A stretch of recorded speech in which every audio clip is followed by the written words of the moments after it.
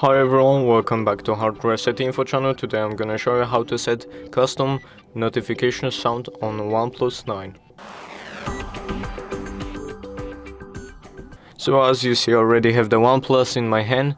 Now all I'm gonna do, just click into the settings tab, as you see on the top right, bottom right, click on it, then scroll down to the sounds and vibration tab, click on it, then go down a bit and you will see the notification tone. Click on it and then custom, click on this device, and then you can select any of you that you want and it automatically applies. Thank you guys for watching this video. I hope you guys enjoyed. Leave a like and subscribe and see you guys in the next one.